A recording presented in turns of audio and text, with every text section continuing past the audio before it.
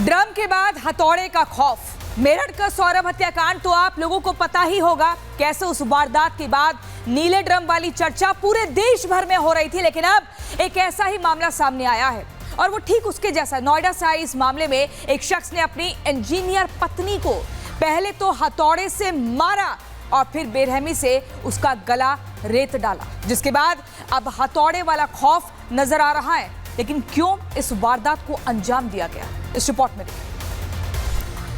पहले ड्रम अब हथौड़ा।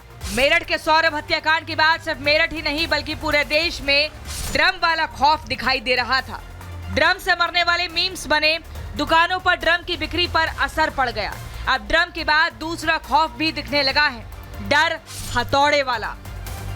मेरठ के बाद अब नोएडा से खौफनाक मर्डर का मामला सामने आया है, जहां मर्डर के लिए हथौड़े का इस्तेमाल किया गया। मेरठ में मुस्कान ने अपने पति सौरभ को ड्रम में सीमेंट डालकर जमाया था, तो अब नोएडा में नुरुल्लाह हैदर ने अपनी इंजीनियरिंग पत्नी आसमा को हथौड़ा मारकर मौत की नींद सुला दी। आसमा के कोमा में जाने के बाद उसका गला रेत डाला। हत्या के पीछे की वजह अवैध संबंधों का होना बताया जा रहा है। पुलिस से जो जानकारी मिल रही है कि पति ने सोती हुई पत्नी के सर पर पहले हथौड़े से वार किया और उसके बाद जब पत्नी बेहोश हो गई, अधमरी हो गई, उसके बाद गला रेतकर अपनी पत्नी की हत्या कर दी। पति पत्नी के जो दो बेटियां थी वो घर के अंदर मौजूद थी। जो पति है उसकी मां घर के अंदर मौजूद थी, लेकिन किसी को भी इस हत्या के बारे में भनक नहीं लगी।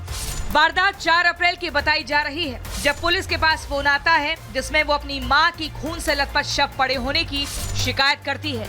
पुलिस ने मौके पर पहुंचकर तहकीकात की तो आरोपी पति ने अपना जुर्म कबूल कर लिया।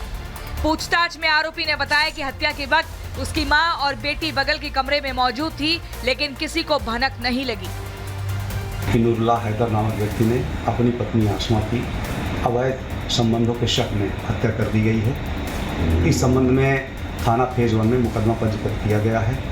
अभियुक्त को हिरासत में लिया गया है। शव का पंचायतनामा भरकर आवश्यक विधिक कार्रवाई की जा रही है।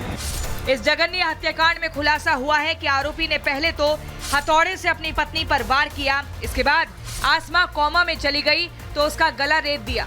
पोस्टमार्टम रिपोर्ट में महिला इंजीनियर की मौत का कारण एंटीमार्टम इंजरी के अलावा ब्रेन हैमरेज और कोमा में जाना आया है।